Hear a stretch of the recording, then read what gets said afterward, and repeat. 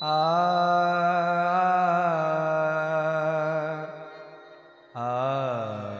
ना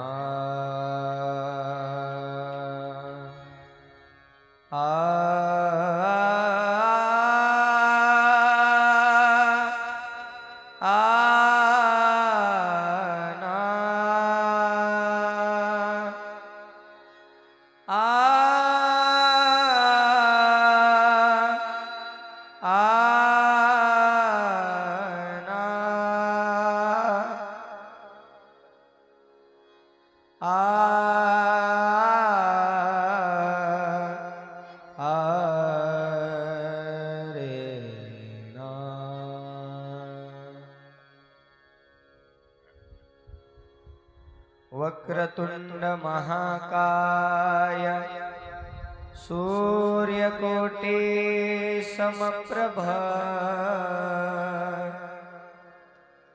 निर्विघ्नं कुरु मे देव सर्वकार्येषु सर्वदा। लंबोदरं परमं सुंदरमेकदन्तं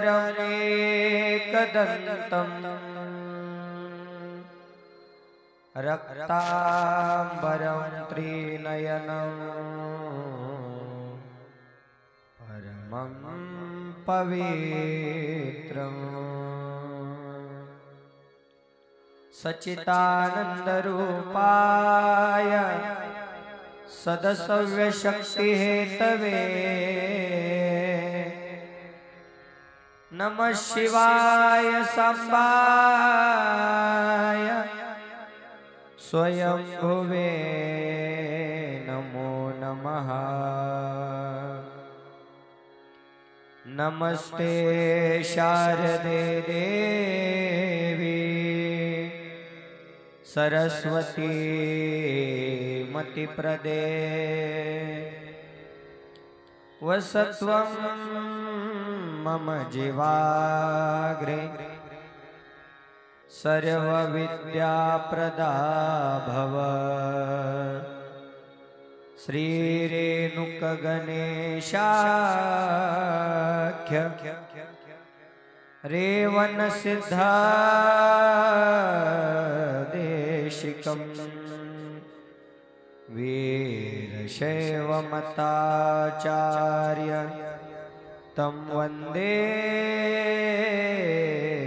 जगद्गुरुं। शिवे भक्ति शिवे भक्ति शिवे भक्तिर्भवे भवे अन्यथा शरणं नास्ति त्वमेव शरणं मम त्वमेव शरणं मम त्वमेव शरणं मम। नमः पार्वतीपतये शिव हर हर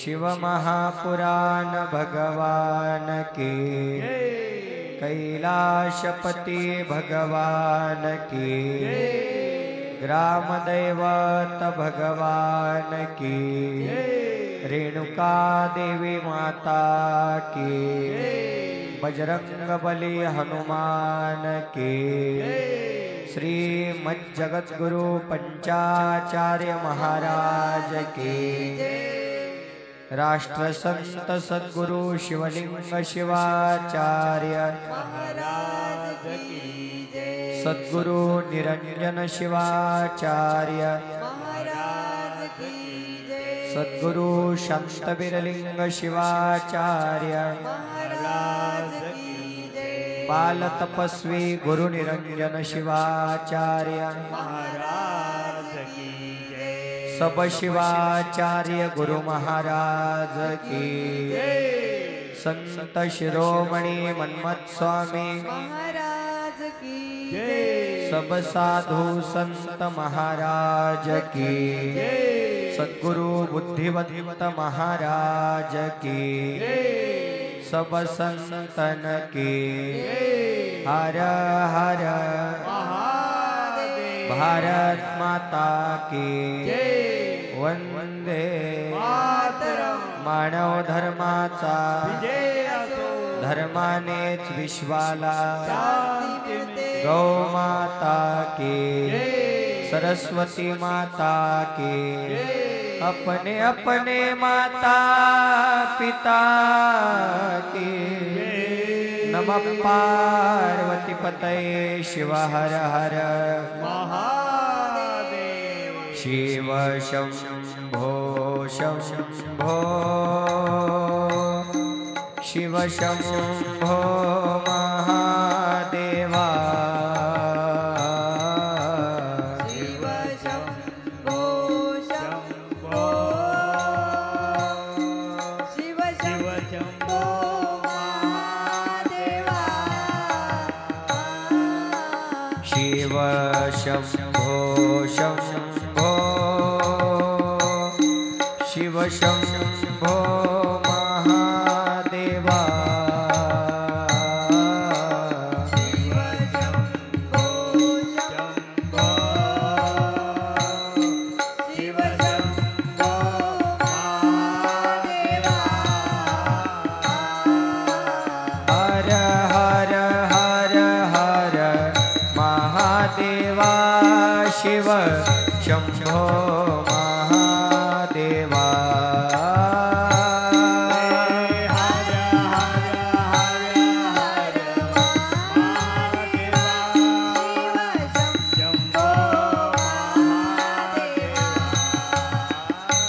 हो हर हर हर हर महादेवा शिव शंभो महादेवा हर हर हर हर महादेवा शंभो महादेवा महादेवा शिव शंभो शंभो शिव शंभो महादेवा शिव शंभो शंभो शिव शंभो महादेवा हर हर हर हर महादेवा शिव शंभो महादेवा हर हर हर हर महादेवा शंभो महादेवा हो त्रिशूलधारी शंभो डमरू बजावे शंभो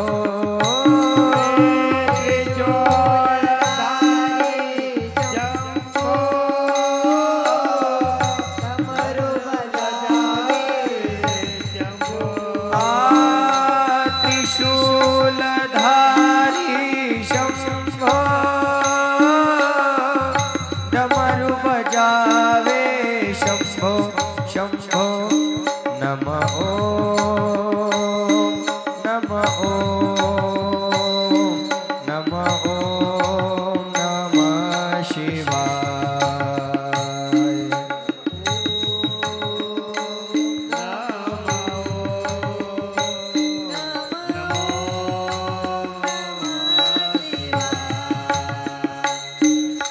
शिव शंभो शंभो शिव शंभो महादेवा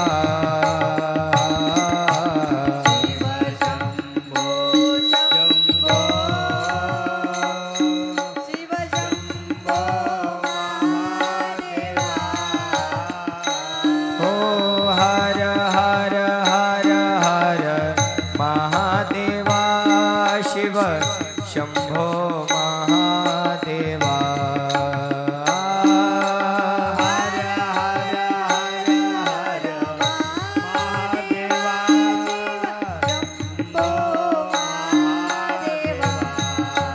हो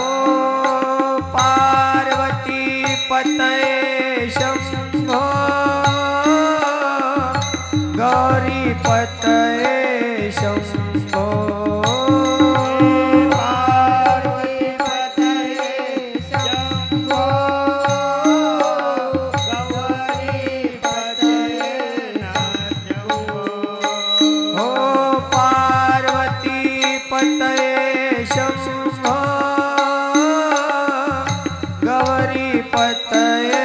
शंभो शंभो नमो नमो नमो नमः शिवाय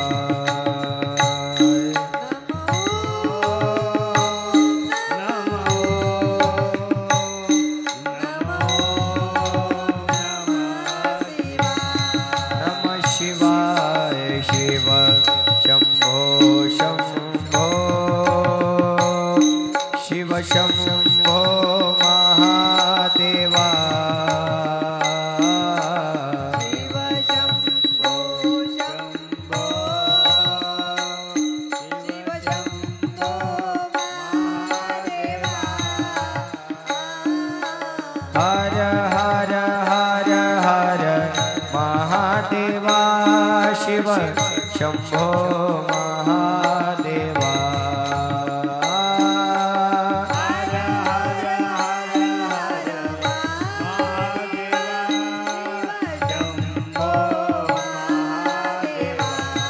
शिव शंभो महादेवा नमः पार्वती पतये शिव हर हर शिव महापुराण भगवान की कैलाशपति भगवान की हर हर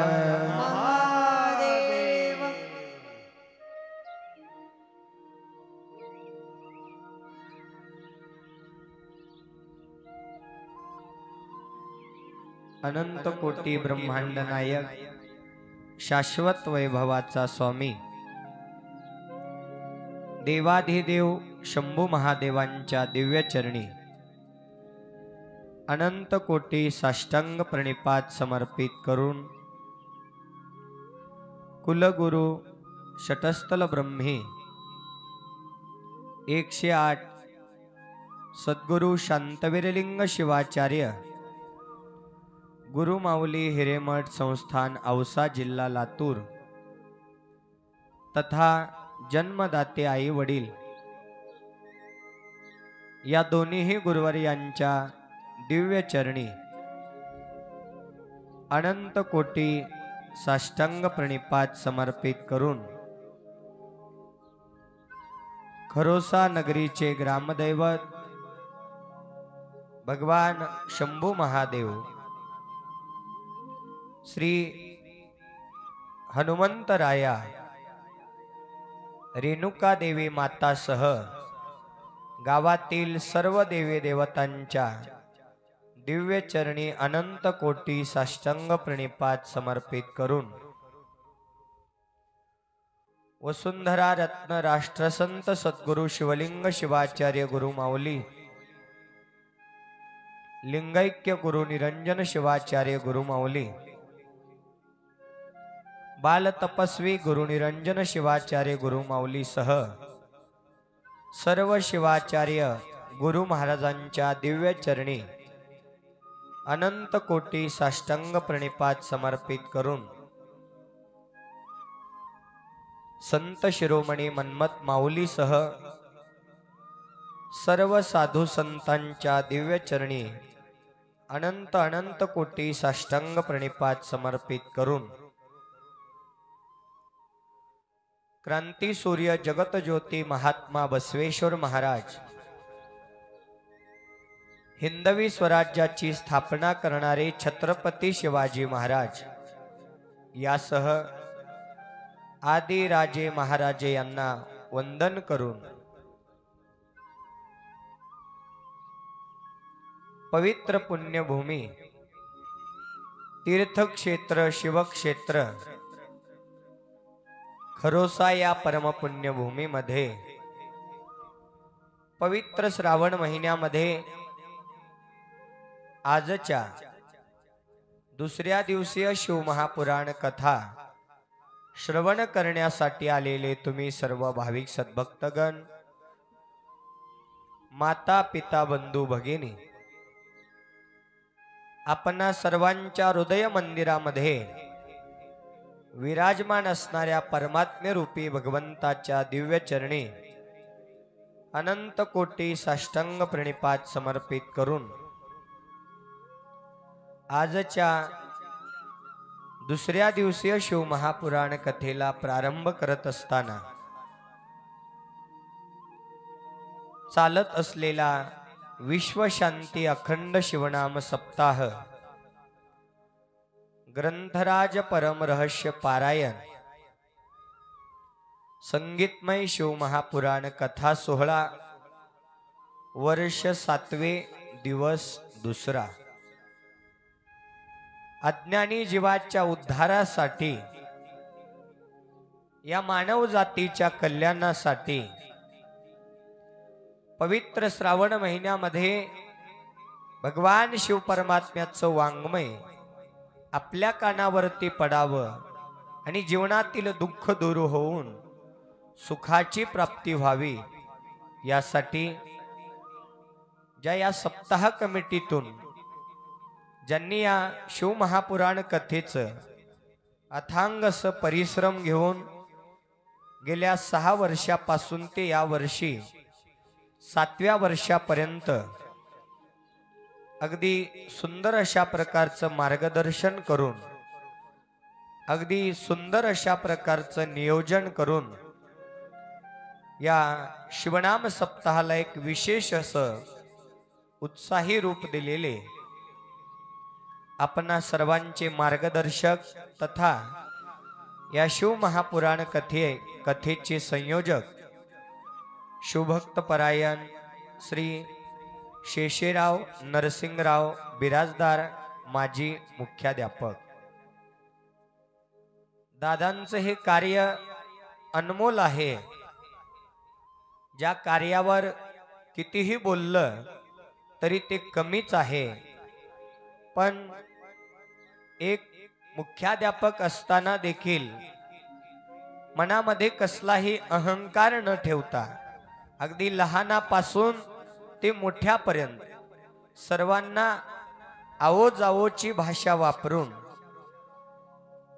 कोणत्या पद्धतीने या मानव जातीचं कल्याण होईल, कोणत्या मार्गातून या भक्तांचा उद्धार होईल, या संसारामध्ये कुठेतरी या भक्तीच्या माध्यमातून सुखाची आनंदाची प्राप्ती होईल, यासाठी ते अहोरात्र प्रयत्नशील असतात। आणि त्याच माध्यमातून गेल्या 6 वर्षापासून मी पाहतो आहे, याही वर्षी अगदी सुंदररित्या दादांनी या ठिकाणी या शिव महापुराण कथेचं आयोजन नियोजन सर्व ग्रामस्थांच्या सहकार्यातून, सर्व सप्ताह कमिटीच्या माध्यमातून मार्गदर्शन करून हा नाम यज्ञ सोहळा दुसऱ्या दिवसापर्यंत अतिशय सुंदररित्या घेऊन आले आहेत। सोबतच शिवभक्त परायण बाळासाहेब सुभाषराव सांगवे हे सुद्धा या शिव महापुराण कथेचे सौजन्य आहेत।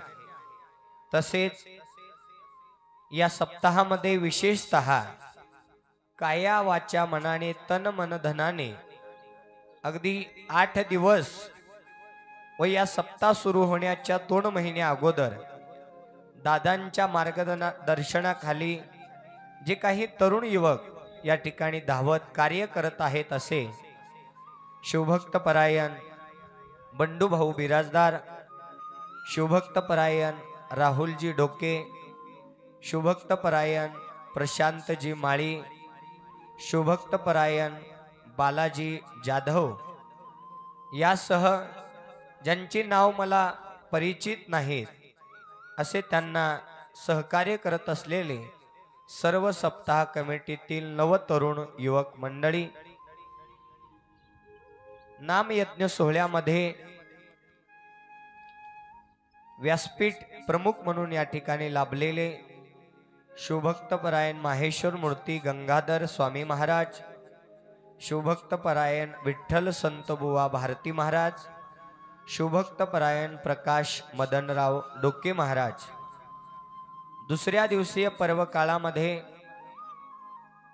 शिवकीर्तनाचं सौजन्य देणारे शिवभक्तपरायण विकास बसवराज डोके परिवार आजच्या दुसऱ्या दिवसाचे महाप्रसादाचे अन्नदाते कैलासवासी शिवभक्तपरायण रमाकांतप्पा व्यंकट सूर्यवंशी यांच्या स्मरणार्थ सर्व सूर्यवंशी परिवार यांनी या ठिकाणी आजचं महाप्रसादाचं अन्नदान दिलेलं आहे।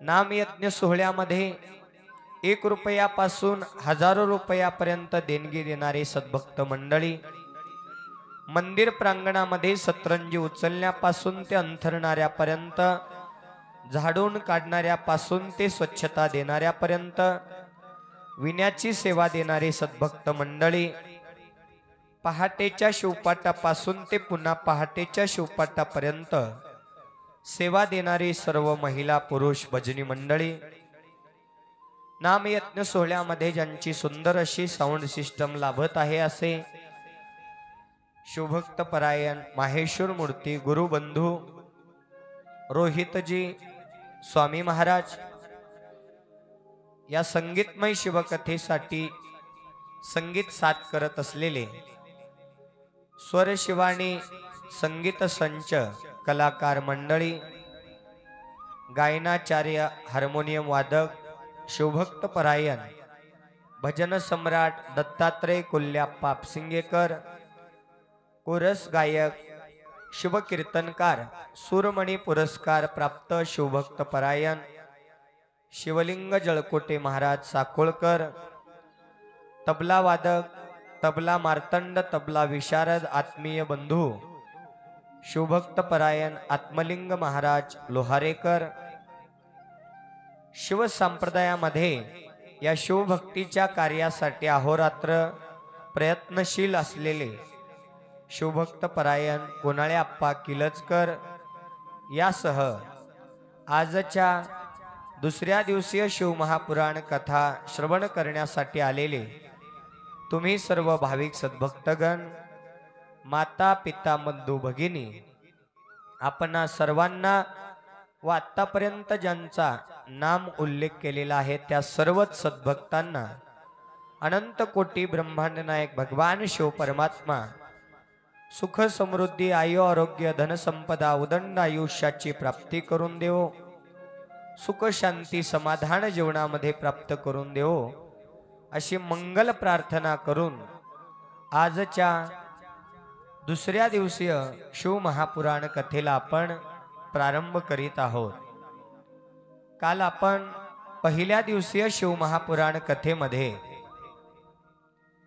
या शिव महापुराण कथा श्रवणाचे काही नियम ऐकले आहे आणि त्या नियमाचं बऱ्याच जणांनी पालनही केलेलं आहे।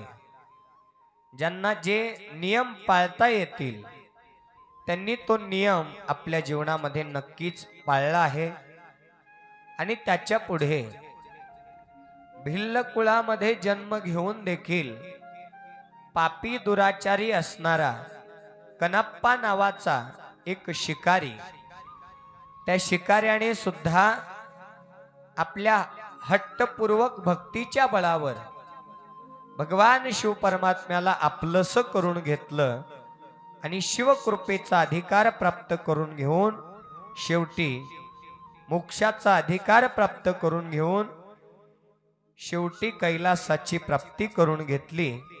अशा भिल्ल कुळातील कनाप्पाचा सुद्धा उद्धार झालेली शिव महापुराण कथा आपण काल पहिल्या दिवसीय शिव महापुराण कथेमध्ये श्रवण केलेलो आहोत। आजच्या दुसऱ्या दिवसीय शिव महापुराण कथेमध्ये या भगवान शिव परमात्म्यांनी जीवनामध्ये स्वतःजवळ काही नाही ठेवून घेतलं। भगवान शिव परमात्म्याजवळ दिसायला काहीही नाही, पण त्याच्या एका कृपा आशीर्वादाने अनेकशा भक्तांना हवं ते वरदान प्राप्त झालेलं आहे. मग भगवान शिव परमात्म्याला माता पार्वतीने एक हट्ट केलेला आहे. आणि तो हट्ट कोणता आहे आणि तो हट्ट कशा निमित्त त्या ठिकाणी केला आणि त्या हट्टाची पूर्ती भगवान शिव परमात्म्याने कशा प्रकारे केली, म्हणजे पत्नीचा हट्ट पुरवणारा या जगामध्ये अनंत कोटी ब्रह्मांड नायक भगवान शिव परमात्माच असू शकतो. आणि तो हट्ट साधा नाही. 1 तोळा सोन्याचं लॉकेट, 1 तोळ्याचं गंटन असा हट्ट नाही. तो हट्ट कोणता असेल आणि तो हट्ट कशा प्रकारे भगवान शिव परमात्म्याने पुरवला. आणि एखाद्याला जर एखादं वरदान प्राप्त झालं आणि त्या जर पदाचा दुरुपयोग झाला तर ते वरदान काही क्षणात नष्ट होऊन जातं. ज्या रावणाची लंका ही सोन्याची आहे, ती रावणाची नाही. ती रावणाला कुणी दिली, कशासाठी दिली आणि त्या रावणाच्या लंकेचा विध्वंस नेमकं कोणत्या कारणामुळे झाला, या कथेचं विस्तृतचं विवेचन आजच्या दुसऱ्या दिवसीय शिव महापुराण कथेमध्ये आपण श्रवण करणार आहोत. आपल्याला छोट्या छोट्या गोष्टी जीवनामध्ये या शिव महापुराण कथेच्या माध्यमातून प्राप्त होणार आहेत. ज्या गोष्टीनं आपल्याला मिळालेलं पद काही क्षणात नष्टही होऊ शकतं किंवा त्याचा दुरुपयोग झाल्यानंतर. एखादा आपल्याला पद मिळालेला आहे, एखादा मान मिळालेला आहे, त्या पदाचा जर आपण दुरुपयोग केला तर ते पद कायम टिकत नाही, आहे की नाही. वेळ बदलते. कोणाची चांगली वेळ ही जास्त काळ राहत नाही आणि कोणाची वाईट वेळ ही जास्त काळ राहत नाही. वेळ बदलते, आहे की नाही.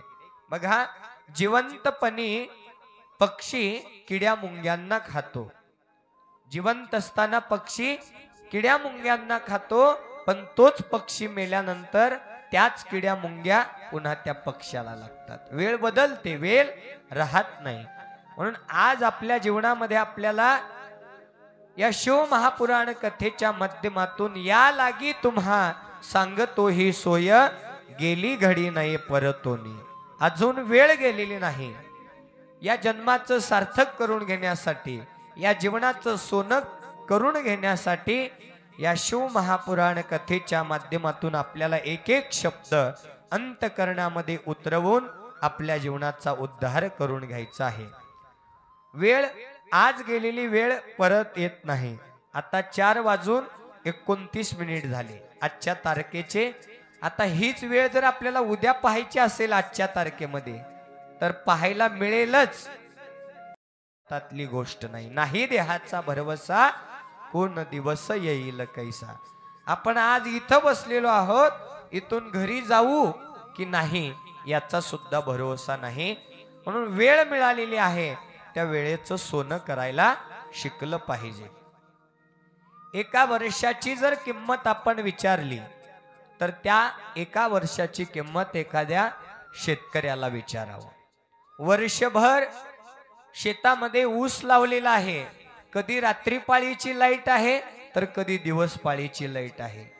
वर्षभर त्या ऊसाला जपायचं, पाणी द्यायचं आणि वर्षभर जपल्यानंतर वर्षानंतर तो ऊस आल्यानंतर त्याला आपल्या शेतातून बाहेर काढण्यासाठी वाट सुद्धा करण्याची चिंता. वर्षभर वाट पाहावी लागते.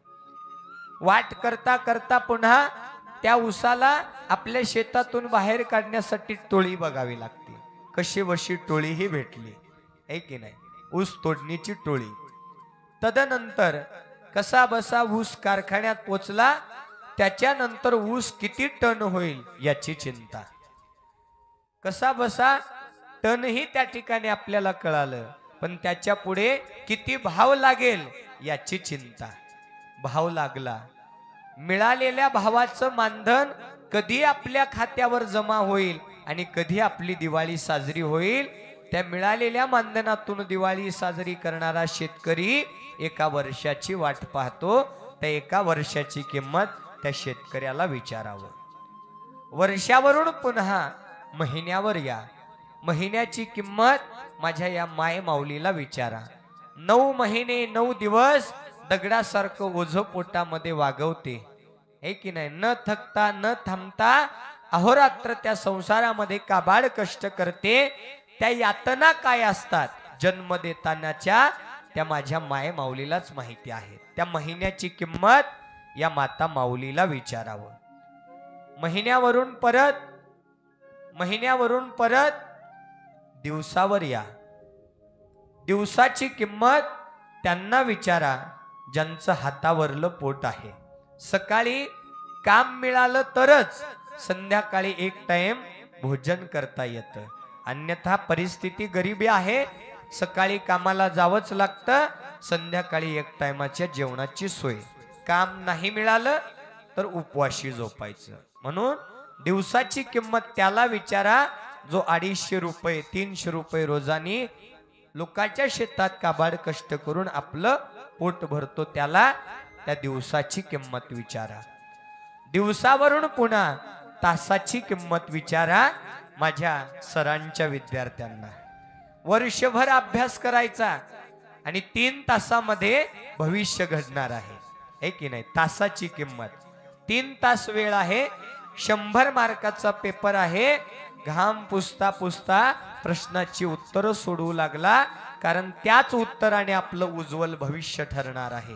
वर्षभर अभ्यास केला आणि 3 तासामध्ये आपलं भविष्य घडणार आहे. त्या 3 तासाचा पेपर देणाऱ्या त्या विद्यार्थ्यांना विचारा 3 तासाची किंमत. तासावरून पुन्हा मिनिटावर या. मिनिटाची किंमत त्यांना विचारा जे पोलीस भरतीचं आर्मीचं ग्राउंड करत आहेत. रनिंग मध्ये काही मिनिटासाठी आपण जिंकणार, आपला विजय होणार. एका मिनिटामध्ये मागून कुणीतरी येतो आणि पुढे पटरी क्रॉस करतो आणि एका मिनिटामुळे याला बाहेर काढलं जातं. वर्षभर त्यानं त्या ठिकाणी प्रयत्न केला, एका मिनिटासाठी त्याला त्या ग्राउंड मधून रिजेक्ट केलं जातं. त्या नर्वस झालेल्या विद्यार्थ्यांना विचारा एका मिनिटाची किंमत. मिनिटावरून पुन्हा सेकंदावर या. सेकंदाची किंमत त्याला विचारा हायवे क्रॉस करत असताना एखादा ट्रक जवळ येतो आणि तुमचा ऍक्सिडेंट होणार, एवढ्यामध्ये ब्रेक करतो, अरे बापरे वाचलो, आहे की नाही. सेकंदामध्ये प्राण जाणार होता, पण त्या ठिकाणी वहार गेली म्हणतात आपण, आहे की नाही. मांजरावर गेली, कुत्र्यावर गेली, हातावर गेली. हाताला लागतं, पायाला लागतं, पण प्राण वाचला जातो. एका सेकंदाची किंमत त्या संकटातून वाचलेल्या एखाद्या व्यक्तीला विचारा.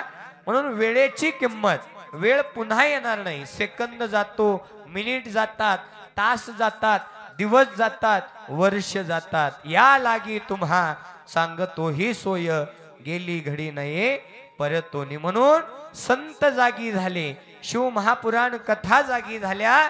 बाबांनो अजून वेळ गेलेली नाही, सावध व्हा. कोरोना सारख्या महामारीतून आपण वाचलो, त्याचं एकमेव कारण जर काय असेल तर आपलं मागच्या जन्मीचं काहीतरी पुण्य शिल्लक आहे.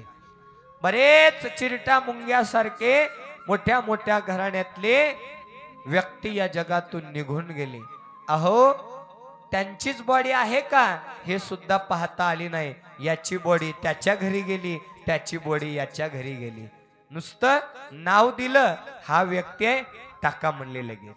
हात सुद्धा लावला नाही, जिसबीच्या खोऱ्यामध्ये उचलून अंत्यविधी केली. एवढी वाईट कंडिशन असताना देखील तुम्ही आम्ही वाचून जगून राहिलो. याच्या पाठीमागचं एकमेव जर कारण काय असेल तर आपली काहीतरी मागच्या जन्मी केलेली पुण्य आहे, पुण्याचा साठा शिल्लक आहे. म्हणून आपण या ठिकाणी या शिव मंदिरामध्ये पुन्हा या शिव महापुराण कथेमध्ये सहभागी झालो. अहो हा जन्म मिळाला पण कळाला नाही, आणि कळण्यासाठीच लावलेल्या या शिव महापुराण कथा आहे. मी म्हणतो आहे तुम्ही मंदिरात येऊन पूजा करण्या अगोदर, कुठेतरी उपवास तापास करण्या अगोदर कुठलं तरी व्रत करण्या अगोदर त्या भगवान शिव परमात्म्याची शरीराने पूजा करायला शिका. व्रत वैकल्प करून इथे येऊन तुम्ही भगवान शिव परमात्म्याला अभिषेक करता, नैवेद्य दाखवता आणि भगवान शिव परमात्म्याच्या चरणावर अगदी नम्रपूर्वक मागणं मागता आणि इथून बाहेर गेल्यानंतर कसंही वागता आणि मग म्हणता देव आमच्याकडे पाहतच नाही हो. देवाचं कसं आहे माहितीये का नाही? देवाकडे उभे राहून तुम्ही काय मागता लक्ष देऊ नये का? देवापुढे उभं राहून तुम्ही काय मागता याच्यापेक्षा देवाकडे पाठ असताना तुम्ही कसं वागता याच्यावरती देव तुम्हाला सुख किंवा दुःख द्यायचं ठरवत असतो. बर का? वाजवायचं असेल तर मोकळं वाजवत जा. कळायले ना तुम्हाला? नाहीतर कंजूसपणा करत जाऊ नका, आहे की नाही? देवाकडे पाठ असताना आपले जे काही कर्म आहेत त्या कर्माच्या बळावरच आपल्याला सुख द्यायचं की दुःख द्यायचं देव ठरवतो. इथे रात्र दिवस पूजा केली, टाळ वाजवले, भजन केले, कीर्तन केले, कथा ऐकल्या, मंदिरात आलो, उपवास केले, श्रावणी सोमवार धरले आणि बाहेर जाऊन दुसऱ्याचं वाईट चिंतले आणि मग मात्र देव पावत नाही. देव मोकळाय काय? देवाला सगळं माहिती आहे. आपण जे काही चांगले वाईट कर्म करतो ना त्याचा हिशोब देवाजवळ आहे. देवाजवळ पैशाचा हिशोब होत नाही, तर तुम्ही केलेल्या चांगल्या आणि वाईट कर्माचाच हिशोब देवाजवळ होतो आणि त्याच्यानेच आपल्याला सुख किंवा दुःखाची प्राप्ती आपल्या जीवनामध्ये होते. म्हणून मंदिरात येऊन भजन करण्या अगोदर, मंदिरात येऊन पूजा करण्या अगोदर, मंदिरात येऊन कथा ऐकण्या अगोदर आपण जिथे आहात, ज्या घरात आहात, ज्या गावात आहात, ज्या देशात आहात त्या ठिकाणी शरीराने पूजा करायला शिका. पंच ज्ञानेंद्रिय, पंच कर्मेंद्रिय आहेत. त्यामध्ये नाक, डोळा, कान, मुख, मन आणि हात आणि पाय. बर का? मग आता आपण शरीराने पूजा करूया. आजच्या शिवमहापुराण कथेमध्ये आपण संकल्प करूया की पूजा करण्या अगोदर, दर्शन घेण्या अगोदर, उपवास करण्या अगोदर आम्ही आमच्या शरीराने पूजा करायला सुरुवात करणार आहोत. तर ती पूजा कशी करायची? या डोळ्यानं काय करायचं? तर या डोळ्याचं दृष्टीमध्ये रूपांतर करून तुम्ही वाघदादा आहेत असं म्हणायचं नाही. या डोळ्याने वाघदादामध्ये भगवान शिव परमात्म्याला पाहायचं. या डोळ्याने या आप्पाच्या हृदय मंदिरामध्ये भगवान शिव परमात्म्याला पाहायचं. कल्पना करा तुम्हीच शिव आहात. त्याचं उदाहरण जर द्यायचं झालं तर संत म्हणाले, माझे हृदय भुवन करा आपुले सिंहासन. एवढं तर ऐकलंय ना? माझे हृदय भुवन करा आपुले सिंहासन. आपलं हृदय एवढं पवित्र का आहे? आपलं शरीर एवढं पवित्र का आहे? तर तुम्ही आणि मी एक मानव नसून साक्षात शिवाचे अवतार आहोत. त्याचंही उदाहरण देऊन जातो. आता इथून कथेवरून घरी जात असताना, जाता जाता तुमची लात एखाद्या मायमाऊलीला लागते, मग तुम्ही काय म्हणता? आय एम सॉरी म्हणता की पाया पडता? टच करून पाया पडून निघता. याच्या मागचं कारण काय? याच्या मागचं शास्त्रीय कारण आहे, प्रत्येक मानव जीवामध्ये त्या भगवान शिव परमात्म्याचं वास्तव्य आहे. जीव आणि शिव आहे की नाही? जीव आणि शिव यांचं मिलन त्या ठिकाणी ज्या दिवशी आपला जन्म झाला आणि 5वीला लिंग पूजला आणि गळ्यावरती इष्टलिंग धारणा केली, त्या दिवशी आपण साक्षात भगवान शिव परमात्म्याचे वंशज होऊन तुम्हीच शिव आहात. सकाळी सकाळी दादा तुम्ही बाहेर येता, काही मित्रमंडळी भेटल्यानंतर हात जोडून काय म्हणता? शिवशरणार्थ हो, शिवशरणार्थ. का म्हणता हो? त्याच्याही पाठीमागे शास्त्रीय कारण आहे. शिवशरणार्थ हो, शिव म्हणजे तुम्ही शिव आहात आणि मी तुम्हाला शरण आलेलो आहे. शिव शरणार्थ, मी तुम्हाला शरण आलेलो आहे म्हणून तुम्ही शिव आहात. शिव शरणार्थ असा त्याचा अर्थ आहे. उगीच विनाकारण नाही म्हणत. तर प्रत्येक जीवामध्ये त्या भगवान शिव परमात्म्याचं वास्तव्य आहे म्हणून शरीराने पूजा करा. या डोळ्याचं दृष्टीमध्ये रूपांतर करून प्रत्येक माणसामध्ये शिवाला पहा. झाली तिथं एक पूजा, झालं त्या ठिकाणी एक भजन. दुसरी पूजा आहे. या हाताने काय करावं? टाळ्या वाजवण्या अगोदर, इथं येऊन टाळ्या वाजवण्या अगोदर एखादा भुकेला आहे, एखादा गरीब आहे, त्या गरीबाला, त्या भुकेल्याला या हाताने घास भरवा. झाली तिथं दुसरी एक पूजा, दुसरं भजन. इथं यायचं नाही, जिथं आहे तिथं पूजा करू लागलो आपण. दुसरी पूजा. तिसरी पूजा. या पायानं काय करायचंय? जो संकटामध्ये सापडलेला आहे, जो दुःखामध्ये आहे, जो अडचणीमध्ये आहे, त्याच्या संकटामध्ये या पायानं धावत जाऊन त्याला मदत करा. तिसरी पूजा, तिसरं भजन तिथं होतं. मंदिरात यायचं नाही, जिथं आहे तिथं.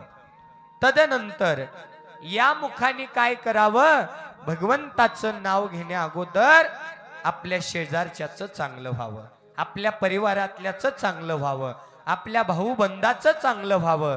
या वाणीने सत्य बोलावं. या वाणीने भापट पसारा न बोलता इतरांचं चांगलं कसं होईल ही भाषा जर वापरली, झाली तिथं एक चौथी पूजा, झालं तिथं एक चौथं भजन. आहे की नाही? दुसऱ्याचं चांगलं व्हावं यासाठी जेवढं काही चांगलं सांगता येईल तेवढं या वाणीनं आपण सांगावं, वाईट सांगू नये. तिथं एक पूजा आणि तिथं एक भजन त्या ठिकाणी होतं. या मनाने काय विचार करावा? पूजा सांगू लागलोय. या मनाने काय विचार करावा? तर इतरांचं अगोदर भलं व्हावं आणि 2 नंबरला माझं भलं व्हावं. जो व्यक्ती दुसऱ्याच्या चेहऱ्यावर आनंद निर्माण करण्याची क्षमता ठेवतो, त्याच्या चेहऱ्यावरचा आनंद माझा भगवान शिव परमात्मा कधीच कमी होऊ देत नाही. हे त्रिवार सत्य आहे. है की नाही? अगोदर दुसऱ्याच्या चेहऱ्यावर आनंद निर्माण व्हावा, दुसऱ्याचं भलं व्हावं, ही भावना, हा विचार आपल्या अंतःकरणामध्ये यावा. आपल्या मनाने हा विचार करावा. तिथं जिथं आहात ना, तिथं एक पूजा, तिथं एक भजन होऊन जातं. नेमकं तेवढंच जमत नाही आपल्याला. आहे की नाही? मी कीर्तनाला जात असताना एका ट्रकच्या पाठीमागे लिहिलेलं होतं, दादा, हे भगवान सबका भला करे. काय आनंद वाटला. ड्रायव्हर माळकरी आहे का? ड्रायव्हर परमार्थातला आहे का? असा भास मला झाला. पण पहिली लाईन वाचता वाचता दुसऱ्या लाईन कडे लक्षात गेलं. हे भगवान सबका भला करे लेकिन शुरुआत मुझसे करे. लेकिन शुरुआत मुझसे करे. याच्याने होतं काय? आपण आपल्यासाठी काहीच मागायचं नाही. संतांनी कोणासाठी मागितलं? जगाच्या कल्याणा संताच्या विभूती, देह कष्टविती परोपकारी. संतांनी या जगाचं कल्याण मागितलं आणि कल्याण झालं कोणाचं? संताचं. आपण आपलं कल्याण मागतो, आपलंही होत नाही आणि शेजारच्याचं होत नाही. त्याच्यामुळं जोपर्यंत या मनाने दुसऱ्याचं चांगलं व्हावं, दुसऱ्याचे कल्याण व्हावं, इतरांचं भलं व्हावं ही भावना येत नाही, तोपर्यंत आपलं भजन, आपली पूजा सार्थकाला जाणार नाही. म्हणून या मनाने इतरांचं भलं व्हावं हा जर विचार मनामध्ये आला तर त्या ठिकाणी एक भजन होतं, त्या ठिकाणी एक पूजा होऊन जाते. तदनंतर या कानाने काय करावं?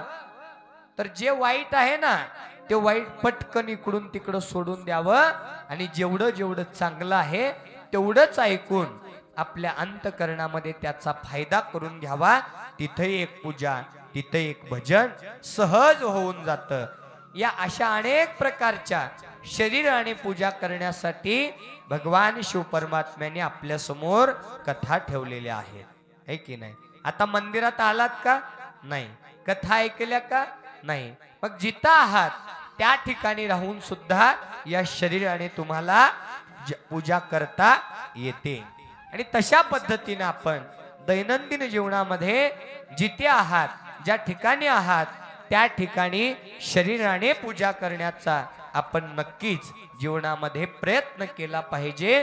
सुरुवात आपल्यापासून करा, ऑटोमॅटिक बदल व्हायला सुरुवात होते. केल्याने होते, आधी केले पाहिजे. करून तरी पहा.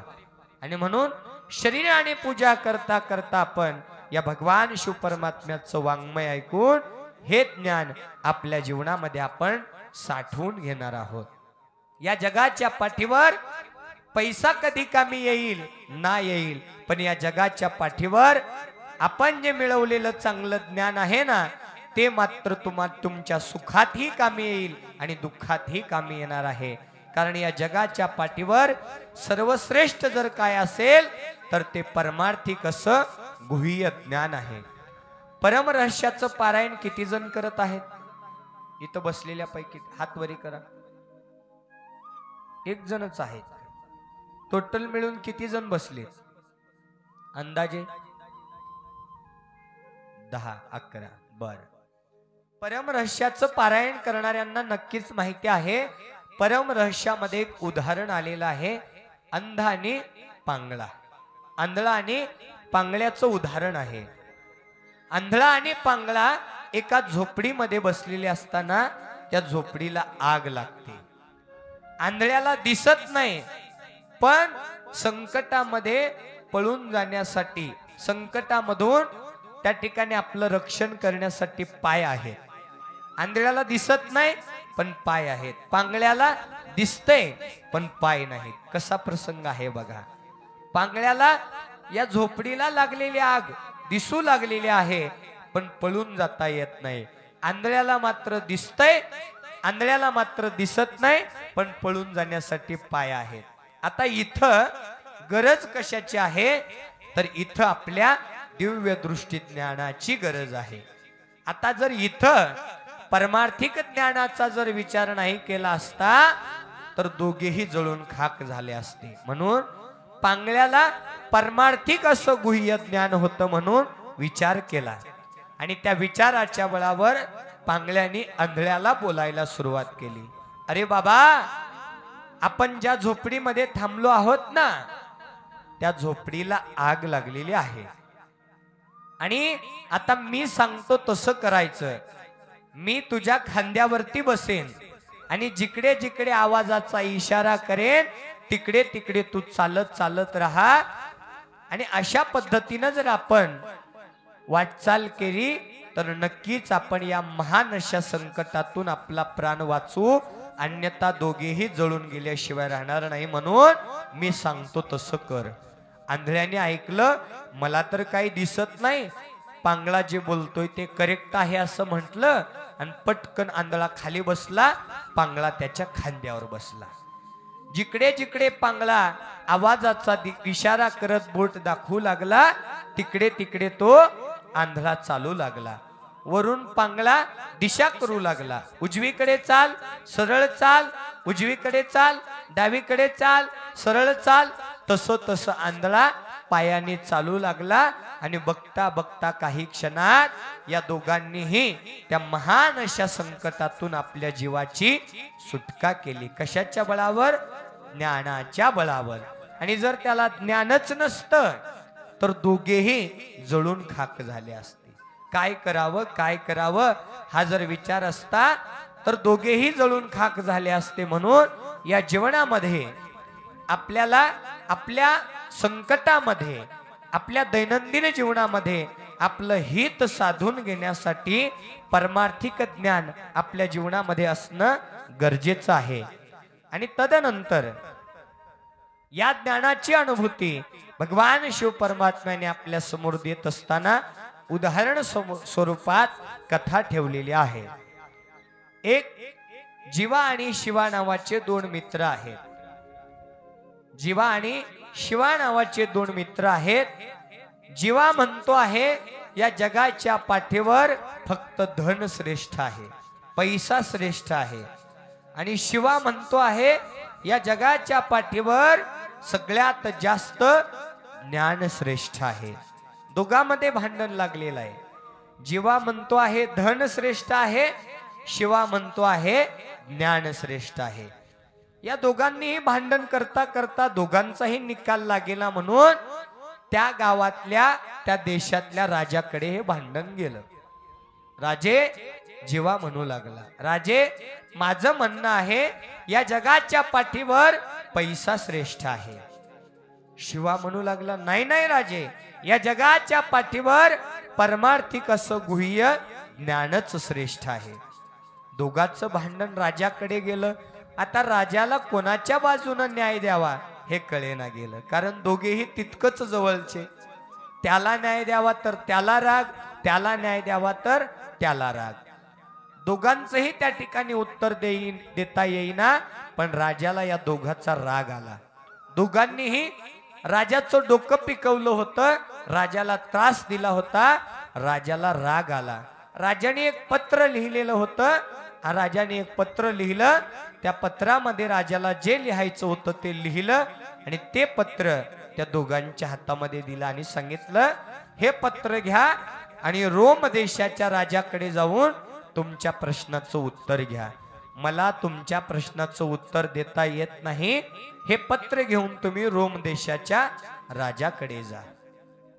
दोघांनी हे पत्र हातामध्ये घेतलं आणि रोम देशाच्या राजाकडे आले. नमस्कार करून राजाला ते पत्र हातामध्ये दिलं आणि सांगितलं, हे पत्र आमच्या देशातल्या राजाने तुम्हाला दिलेलं आहे आणि आमचे प्रश्न आहेत, त्याचं तुम्ही उत्तर द्या. काय प्रश्न आहे बोला. जीवा म्हणतो आहे, अहो राजे, या जगाच्या पाठीवर मी म्हणतो आहे पैसा श्रेष्ठ आहे, या जगाच्या पाठीवर धन श्रेष्ठ आहे, असं माझं मत आहे. शिवा म्हणतो आहे लगेच, नाही नाही राजे, या जगाच्या पाठीवर सर्वात श्रेष्ठ परमार्थिक असं ज्ञान श्रेष्ठ आहे. दोघेही तिथं भांडण करू लागले. माझं खरं, तो म्हणतोय माझं खरं.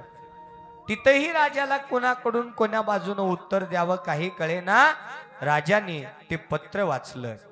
त्या पत्रामध्ये असं लिहिलेलं होतं, हे दोघेही वेडे आहेत आणि या वेड्या मुलांनी मला खूप असा त्रास दिलेला आहे.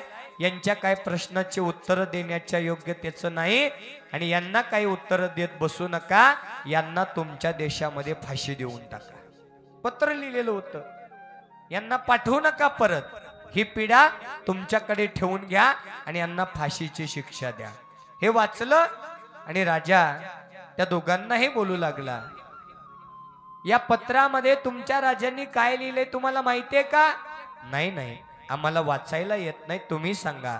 तर सांगितलं, तुम्ही तुमच्या राजाला विनाकारण त्रास दिल्यामुळं राजाने या पत्रामध्ये विश्लेषण केलेलं आहे की तुम्हा दोघांना फाशीची शिक्षा द्यायची आहे. आणि आता तुमचे प्रश्न ठेवा बाजूला, आता फाशीची शिक्षाची त्या ठिकाणी मी तयारी करणार आहे आणि तुम्हाला दोघाला फाशीची शिक्षा द्यायची आहे. तुमच्या राजाचा आदेश आहे, तुम्हाला परत पाठवणार नाही. दोघेही घाबरले. अरे बापरे, काय करावं सुचेन असं झालं. यावर शिवा असणारा आपला मित्र जीवा त्याला बोलू लागला, तू म्हणतो ना या जगाच्या पाठीवर धन श्रेष्ठ आहे, पैसा श्रेष्ठ आहे, तर एक काम कर, या राजाला लालच देऊन, या राजाला पैसे देऊन बघ विकत घेता येतं का? आपल्या दोघांचा प्राण वाचतो का? विचार केला. बोलून तर बघ. काही काही ठिकाणी चलतं ना टेबलाच्या खालून, न काम होणार होतं. तसं म्हणतात, तू त्याला पैशाच्या बळावर विकत घे. म्हणतो ना तू पैसा श्रेष्ठ आहे, तर आता तुझी या ठिकाणी मला शक्ती लढवून दाखव. जीवा असणारा ताठ मान घेऊन राजाच्या समोर गेला आणि बोलू लागला, राजे काय बोलता आहात? आमच्या दोघांना फाशीच्या शिक्षेपासून मुक्त करण्यासाठी किती पैसे हवेत सांगा. 1,00,000 रुपये द्यायला तयार आहे. आम्हाला दोघाला आमच्या देशात परत जाऊ द्या. राजा म्हणू लागला, तुझे 1,00,000 रुपये घेऊन काय मी मोठा होणार आहे का? माझ्याकडे अब्जावधी रुपयाची संपत्ती आहे. तुझ्या 1,00,000 रुपयानं माझं काय पोट भरणार आहे का? नाही नाही, विधीचं विधान बदलू शकत नाही. 1,00,000 रुपयाने मी माझं मन बदलणार नाही. फाशीची शिक्षा फायनल आहे. अरे बापरे, 1,00,000 रुपयाने सुद्धा राजा मानत नाही. त्याला 1 वाढवलं. राजे 10,00,000 रुपये द्यायला तयार आहे हो, आमची सुटका करा. राजा म्हणू लागला, 10,00,000ने विकत घेतो आहेस का? मी काय एवढा कमजोर आहे का? मी रोम देशाचा राजा आहे, माझ्याकडे पैशाला कमी नाही, तू मला पैशाने विकत घेण्याचा प्रयत्न करू नको, फाशीची शिक्षा फायनल आहे. अरे बापरे, दुसऱ्याही शर्यतीमध्ये हारला.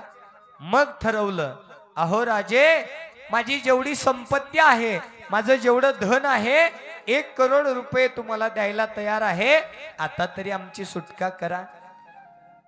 रोम देशाचा राजा बोलू लागला, 1 करोड काय, 10 करोड रुपये जरी दिले तरी मी फाशीची शिक्षा थांबवणार नाही, शिक्षा फायनल आहे.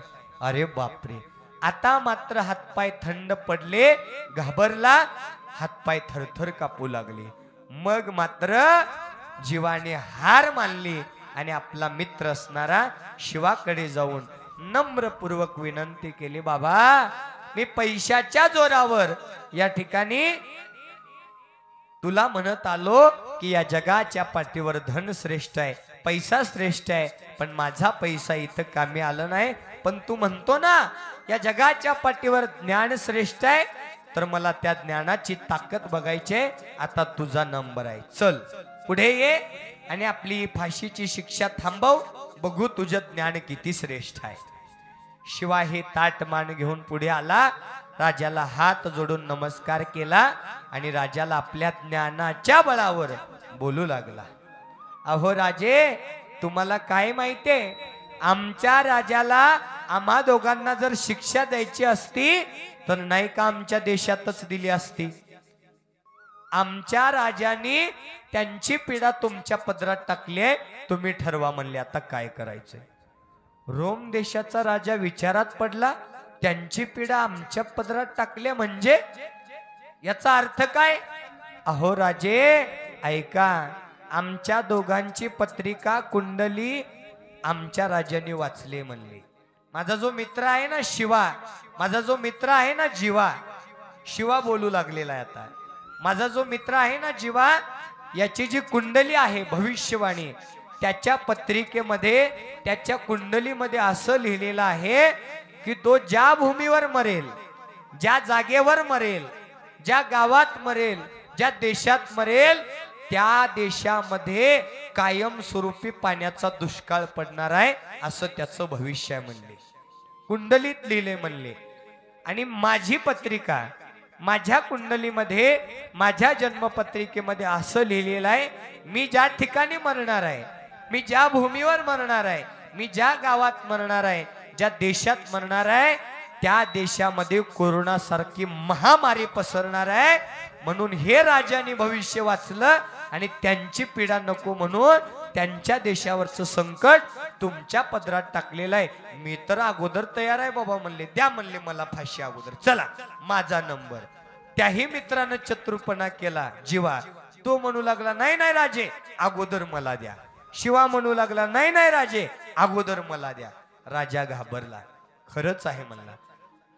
राजाला जर फाशीची शिक्षा द्यायची असती तर त्याला सुद्धा तो अधिकार होता, पण त्यानं त्याच्या देशामध्ये या दोघांना फाशीची शिक्षा न करता माझ्याकडे पाठवलं, म्हणजे त्यांच्या देशावरलं संकट, त्यांच्या देशातली पीडा आमच्या पदरात टाकण्याचा विचार आहे. राजा सुद्धा घाबरला. राजाने त्या दोघांना ते पत्र हातामध्ये दिलं आणि सांगितलं, हे बघा, हे तुमचं पत्र, तुमचा प्रश्न, तुमचा उत्तर, तुमचा राजा, तुमचा देश, ते तुम्ही बघून घ्या. म्हणून त्या दोघांची त्या फाशीच्या शिक्षेतून मुक्तता करून त्या दोघांना सुखरूप भारतामध्ये पाठवलं. त्या दिवशी शिवाने आपल्या मित्राला विचारलं, आता सांग म्हणले, या जगाच्या पाठीवर पैसा श्रेष्ठ आहे की ज्ञान श्रेष्ठ आहे? यावर जीवाने हार मानले आणि म्हणू लागला, जिथे पैसा कमी येत नाही, जिथे धन कमी येत नाही, तिथं आपलं परमार्थिक असं ज्ञान त्या ठिकाणी कामाला आलं. म्हणून या दोघांचा प्राण वाचला. आणि म्हणून या दैनंदिन जीवनामध्ये आपल्याला सुद्धा या पैशाबरोबर, पैसा लागतोच, पैसा हा पोट भरण्यासाठी लागतोच, पण पैसा इतकाही कमवून ठेवू नये की आपली पुढची पिढी आळशी बनेल. पोटापुरता आपल्याला पैसा कमवलाच पाहिजे. पैसा असेल, गाडी असेल, बंगला असेल तरच माणूस श्रीमंत समजावा असं नाही. श्रीमंत कुणाला म्हणावं? ज्याच्याकडे भरपूर पैसा आहे त्याला, ज्याच्याकडे भरपूर जमीन जायदाद आहे त्याला, ज्याच्याकडे गाड्या माड्या आहेत त्याला, ज्याच्याकडे सोनं नाणं आहे त्याला, या जगाच्या पाठीवर श्रीमंत म्हणून घेण्याचा अधिकार त्यालाच आहे ज्याच्याकडे 3 गोष्टी आहेत. कोण श्रीमंत आहे या जगाच्या पाठीवर? नंबर 1 श्रीमंती बरोबर दान धर्म, नंबर 2 अन्ना बरोबर चांगली भूक, नंबर 3 अंथरुणा बरोबर चांगली झोप. या 3 गोष्टी ज्याच्या जवळ आहेत तोच या जगातला एकमेव खरा श्रीमंत. अन्यथा भरपूर श्रीमंती आहे, दान धर्म नाही, दरिद्रता आहे. अंथरुण आहे, मखमली गादी आहे, पण झोपेसाठी झोपेची गोळी घ्यावी लागते, दरिद्रता आहे. हे की नाही? पंचपक्वान्नाचं ताट वाढून ठेवलेलं आहे पण भूकच लागत नाही, दरिद्रता आहे. म्हणून अन्नाबरोबर चांगली भूक, अंथरुणाबरोबर चांगली झोप आणि श्रीमंती बरोबर एक सुंदर असं दान ज्याच्या जीवनामध्ये आहे तोच व्यक्ती या जगाच्या पाठीवर खरा श्रीमंत सांगितलेला आहे. आणि म्हणून आपल्याला अशा प्रकारची श्रीमंती प्राप्त व्हावी, धर्म अर्थ काम मोक्ष या 4 पुरुषार्थाची प्राप्ती व्हावी, याच साठी वेळोवेळी गुरु महाराज कथाकार, कीर्तनकार, प्रवचनकार आपल्याला या ज्ञानाचा उपदेश करत असतात. आणि म्हणून श्रोता आणि वक्ता याच्यामध्ये सर्वश्रेष्ठ मान तर श्रोत्याला दिलेला आहे. तुम्ही महेशाच्या मूर्ती, तुम्ही महेशाच्या मूर्ती आहेत, पण या श्रोत्यामध्ये परिवर्तन घडवण्यासाठी गुरु हा बळकट असावा लागतो. गुरु करावा बळकट, हे की नाही? गुरुमध्ये जर दिव्य शक्ती असेल, गुरुमध्ये जर परमार्थिक असं ज्ञान असेल तर नक्कीच शिष्यामध्ये परिवर्तन होऊ शकतं. आणि गुरुमध्ये जर दिव्य शक्ती नसेल, गुरुमध्ये परमार्थाचं ज्ञान नसेल तर शिष्यामध्ये परिवर्तन होणार नाही. कीर्तनकार असो, कथाकार असो, प्रवचनकार असो, त्यांच्यामध्ये 35 विषयाचं ज्ञान असणं गरजेचं आहे. परमार्थिक रूपी 35 विषयाचं ज्ञान कथाकार, कीर्तनकार, प्रवचनकारामध्ये, गुरुमध्ये 35 विषयाचं ज्ञान असणं त्या ठिकाणी गरजेचं आहे. त्यामध्ये वेदांत 1, व्याकरण 2, उपनिषद 3, वेद 4, श्रुती 5, पुराण 6, तत्वज्ञान 7, संस्कृत 8, ऋचा 9, संहिता 10, वास्तु 11, ज्योतिष 12, कृषिस 13, स्थापत्य 14, आयुर्वेद 15, परमरहस्य 16, शिवपाठ 17, काकडा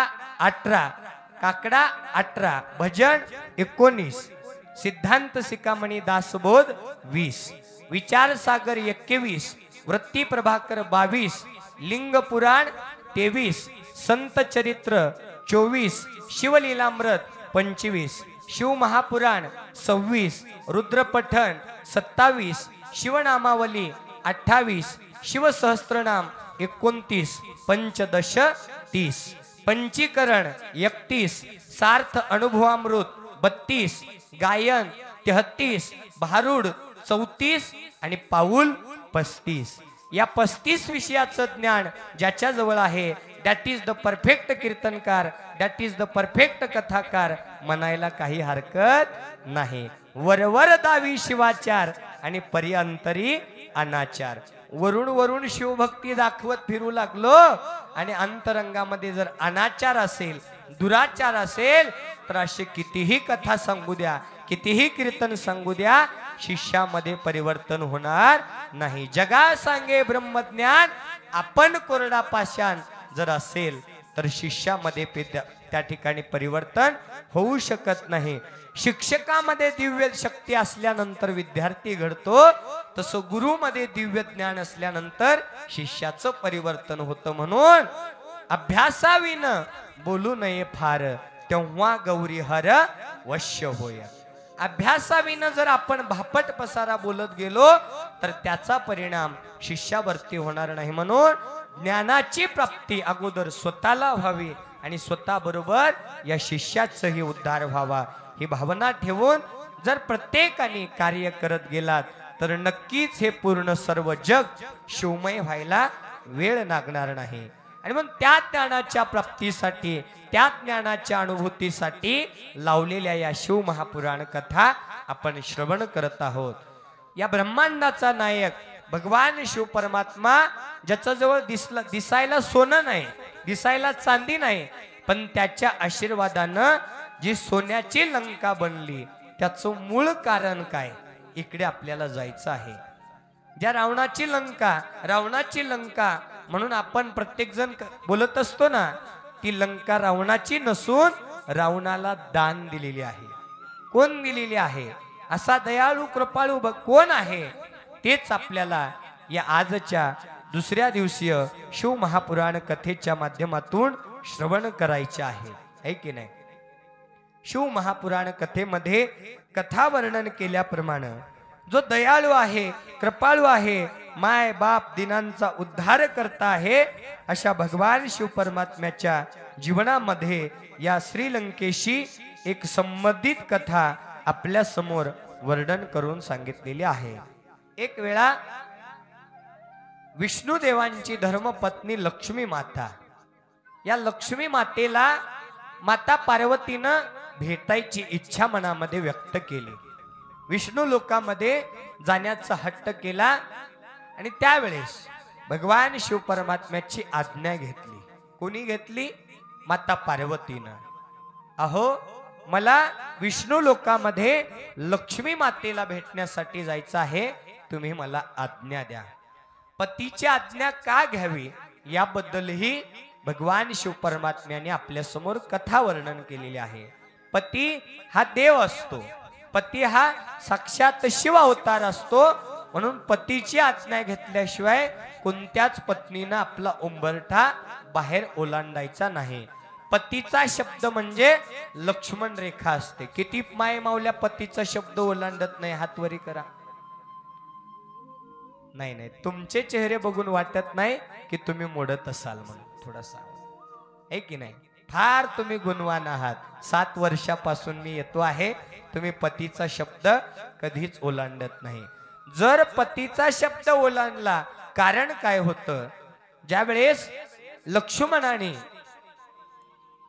जंगलामध्ये प्रवासासाठी जात असताना झोपडीमध्ये सीता मातेला ठेवलं, त्यावेळेस लक्ष्मण रेखा ही रेग ओढलेली होती, आहे की नाही? आणि सांगितलं होतं की तुम्ही ही लक्ष्मण रेखा ओलांडू नका. पण मायावी रूप घेऊन रावणाने भिक्षुकाचं रूप घेतलं आणि पतीचा शब्द मोडल्यामुळं, भावाचा शब्द मोडला आणि ती लक्ष्मण रेखा ओलांडल्यामुळं झालं काय? पुढे एवढं मोठं रामायण घडलं, आहे की नाही? रावणाने सीतेला आपल्या सोबत लंकेला घेऊन त्या ठिकाणी आली, आहे की नाही? मग ज्या वेळेस पतीचा शब्द मोडावा, त्या वेळेस पत्नीच्या जीवनामध्ये दुःख आलं. ज्या वेळेस सती मातेला आपल्या पित्याच्या घरामध्ये यज्ञ आहे हे कळालं होतं, तेव्हा दक्ष प्रजापतीनं आमंत्रण दिलं नव्हतं. महादेवानी जाऊ नको म्हणलं होतं, तरी सुद्धा पतीचा शब्द मोडून गेला आणि झालं काय हो?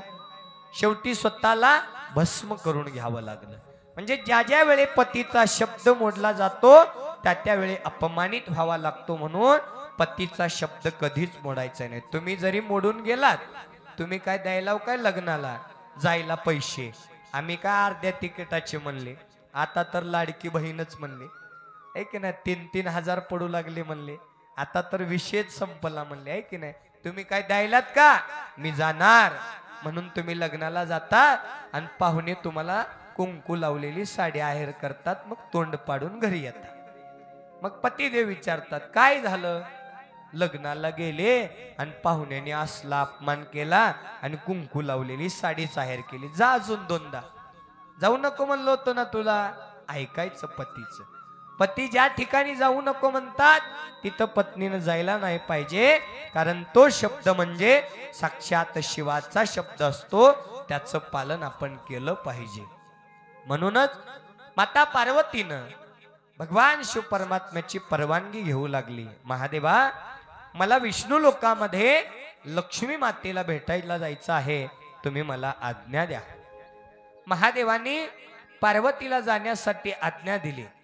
पार्वती नंदीगणांना सोबत घेऊन विष्णू लोकामध्ये आल्या. विष्णू लोकामध्ये लक्ष्मीनं पार्वतीला पाहिलं, पण विशेष अशा प्रकारचा मान दिला नाही. लक्ष्मी मातेला अहंकार होता की माझ्याकडे एवढं मोठं धन आहे, मी एवढ्या मोठ्या विष्णुदेवाची पत्नी आहे, ज्यांच्याकडे अलंकार आहेत, रेशमी वस्त्र आहेत, एवढं मोठं वैभव आहे, महाल आहे, त्या महादेवाकडे आहे तरी काय? गजचर्म धारण करतो, गळ्यात सर्पाच्या माळा घालतो, गळ्यामध्ये नाग घालून फिरतो, हातामध्ये त्रिशूळ आहे, डमरुळ आहे, चिताभस्म लावून फिरतो, अशाची पत्नी म्हणून पार्वती त्या ठिकाणी जन्माला आली. त्या पार्वतीकडे पाहिलं आणि तिला न बोलता अपमान त्या ठिकाणी केला. तरी सुद्धा माता पार्वती लक्ष्मीच्या जवळ गेल्या आणि बोलू लागल्या, कसं आहे, आपली तब्येत वगैरे बरी आहे की नाही? जे आपण संवाद करतो त्या संवादातून चर्चा सुरू झाली आणि त्या चर्चेमधून लक्ष्मीनं ठरवलं पार्वतीला अपमानित करायचं. मग कशा प्रकारे करायचं? तर ज्या महालामध्ये सुंदर सुंदर वस्तू होत्या, दागदागिने होते, ठिकाण होते, ते सगळे ठिकाण दाखवायला घेऊन जाऊ लागली. आपण सुद्धा पाहुणे आल्यानंतर घेऊन जाता ना, हे बघा, हे बघा, या रोड पासून ते पार तिकडच्या चिंचपर्यंत सगळं आमचंच आहे की नाही? हे बघा, हे बघा, या रोड पासून ते असं 100 फूट आणि माग 500 फूट आमचीच आहे बघा, रोड टच दाखवतात ना. तसं लक्ष्मी माता पार्वती मातेला अपमानित करण्यासाठी बोलू लागली. काही काही ते ठिकाण दाखवू लागली, महाल दाखवला, सगळं काही तिला त्या ठिकाणी दाखवत तोंडाने तिचा अपमान करू लागली. विष्णू लोकामध्ये मला विष्णू देवांची पत्नी होऊन एवढं सगळं वैभव प्राप्त झालं, तुझ्या अंगावर एक फुटका सोन्याचा काहीतरी एखादा तरी भाग आहे का? काय आहे त्या महादेवाजवळ म्हणून त्याची तू पत्नी झालीस?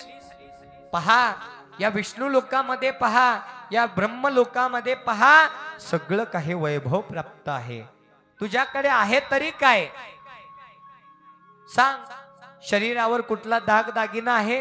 राहायला कुठला महाल आहे? फिरायला कुठली गाडी आहे? काही नाही. कशासाठी तू त्याच्याशी विवाह केला? अपमानित करू लागली. माता पार्वतीला राग आला. हे बघ लक्ष्मी, तुला जे काही बोलायचं आहे ते मला बोल, पण माझ्या पतीचा अपमान करू नको. अशा प्रकारची धर्मपत्नी असावी, पतिव्रता. आपल्या पतीला जर कोण एखादा शब्द टाकून बोलत असेल तर त्या ठिकाणी पत्नीनं रागामध्ये आलं पाहिजे, तिथं थांबवलं पाहिजे, आहे की नाही? नाहीतर पत्न्याच हिंडू लागल्या वट्ट्यावर कट्ट्यावर सांगत, आमचे मालक तसे, आमचे मालक असे, आमच्या मालकाने हे नाही आणलं, तुझ्या मालकाने त्या नाही आणलं. हे चुकीचं आहे. माता पार्वतीनं आपल्याला संदेश दिलेला आहे की प्रत्येक पती हा शिव समान असतो, म्हणून आपल्या पतीचा अवमान होता कामा नये, आपल्या पतीचा अपमान होता कामा नये. माता पार्वतीला राग आला. लाल बुंद डोळे करून गर्वाने त्या ठिकाणी ज्या लक्ष्मीनं पार्वती मातेचा अपमान केला, पार्वती माता बोलू लागल्या, लक्ष्मी, जे काही बोलायचंय ते मला बोल, पण विनाकारण माझ्या पतीला, भगवान शिव परमात्म्याला बोलून तू पापाचा भागीदारी होऊ नको. कारण महादेवाकडे दिसायला काही नाही असलं म्हणून काय झालं, त्यांनी जर एक आशीर्वाद दिला ना, त्यांच्या एका आशीर्वादाने सगळं काही एका क्षणात प्राप्त होऊन जातं. आपण ऐकलं ना, गेल्या वर्षी 14 वर्षाचं आयुष्य होतं मार्कंडेयाला. किती दिलं? 14 कल्प आयुष्य दिलं. गुणनिधी पापी दुराचारी होता, कुबेराची प्राप्ती करून दिली. उपमन्यूला वाटेभर दुधा करता दुधाचा क्षीरसागर समुद्र दिला. जर त्याच्याजवळ नसतंच तर हे कुठून दिलं असतं? महादेव दिखावा करत नाही. महादेव या जगाचं हित साधण्यासाठी नेमकं कार्य करत असतात. आणि म्हणून त्या भगवान शिव परमात्म्याजवळ दिसायला काय नाही म्हणून काय झालं, लक्ष्मी, माझं भाग्य आहे की या जगाचा जगत पिता म्हणून ज्यांची ओळख आहे, देवादी देव शंभू महादेव म्हणून 33 कोटी देवामध्ये श्रेष्ठ महादेव आहेत, अशा महादेवाची मी पत्नी झाले, माझ्यासारखा भाग्यवान कुणीच नाही. आणि म्हणून तू सुद्धा महादेवाला बोलून, महादेवाला नाव ठेवून महादेवाचा अपमान करू नको. जे बोलायचं आहे ते मला बोल. तरी सुद्धा लक्ष्मी थांबायला तयार नाही. लक्ष्मी बोलू लागले, लक्ष्मी बोलू लागली. मग त्या बोलण्याला कंटाळून पार्वतीला राग आला. पार्वतीनं कान बंद करून विष्णू लोकातून कैलासाकडे निघाली. लाल बुंद चेहरा घेऊन, लाल बुंद चेहरा घेऊन महादेवाची अर्धांगिनी पार्वती महादेवाकडे आली.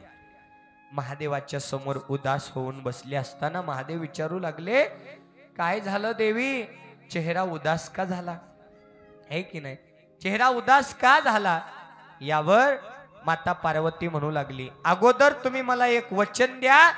मी आतापर्यंत तुम्हाला काहीच नाही मागितलं. माझ्यासाठी एक तुम्हाला माझा नवस पूर्ण करायचा आहे, माझा संकल्प पूर्ण करायचा आहे, माझा हट्ट पूर्ण करायचा आहे, माझी इच्छा पूर्ण करायची आहे. कोणत्या आहे सांग तरी ना. नाही नाही, अगोदर वचन द्या. असं करतात ना काही जण, अगोदर वचन द्या, मगच मी तुम्हाला माझ्या मनातलं सांगेल. ठीक आहे, महादेव आहेत, पत्नी आहे लाडाची म्हणून वचन दिलं. ठीक आहे, वचन देतो, काय हवंय मागून घे.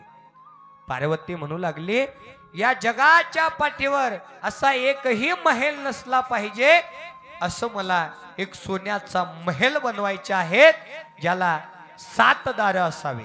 किती? 7 दारं असावे. आणि ती सगळा महल एक एक सोन्याच्या अलंकाराने बनलेला असावा.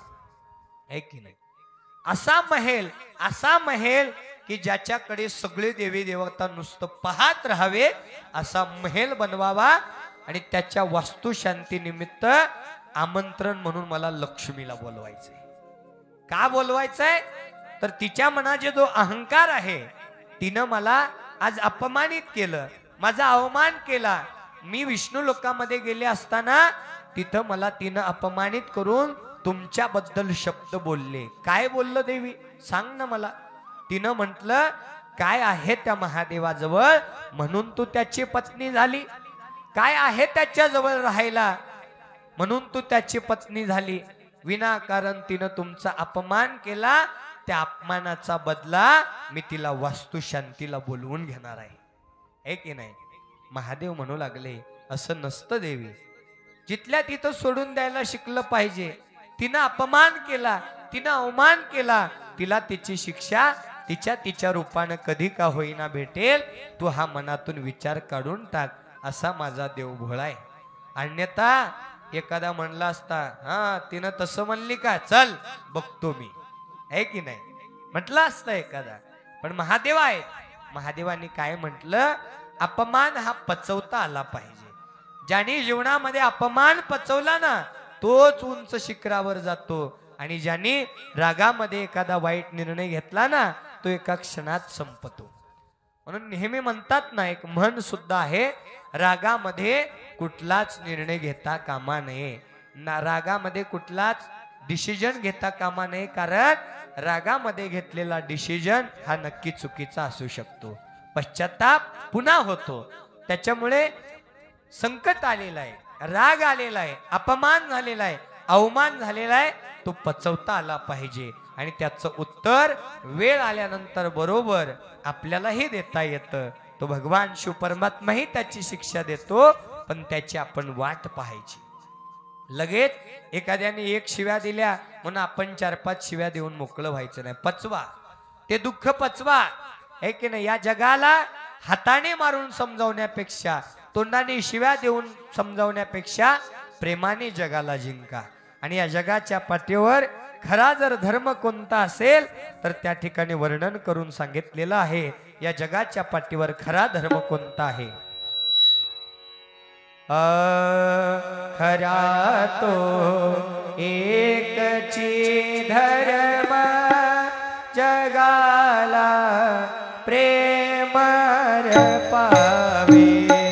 खरा तो एकची धर्म, जगाला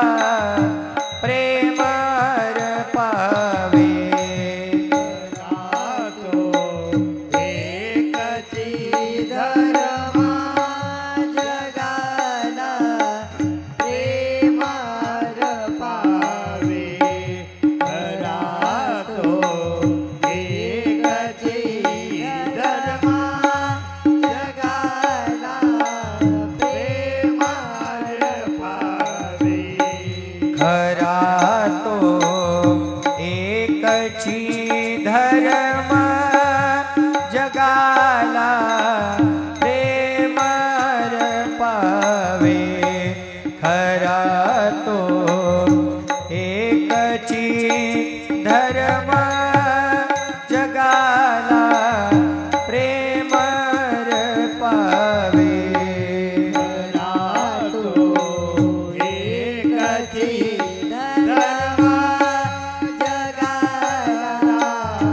प्रेमार पावे खरा तो एकची धर्मा जगाला प्रेमार पावे जगी जे हीनाती पतित जगी जे दीन पद दलित तया जा ऊन उठवावे जगाला प्रेमर पावे खरा तो एकची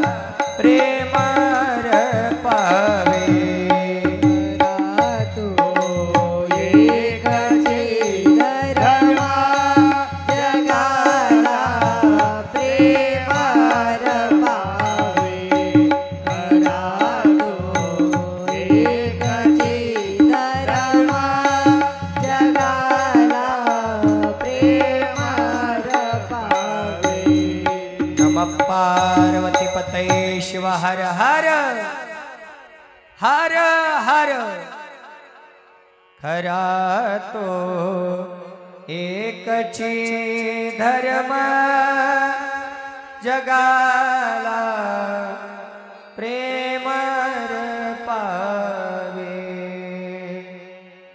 जगी जे हीनाती पतिता जगी जे दीन पद दलित तया जा ऊन उठवावे जगाला प्रेमर पावे या जगामध्ये खरा जर धर्म कोणता असेल तर मानवाने मानवावरती केलेलं प्रेम आणि या जगाच्या पाठीवर सगळ्याच गोष्टीमध्ये एकमेव पर्याय जर कोणता असेल तर माणसाने माणसाला प्रेमाने जिंकता येतं जे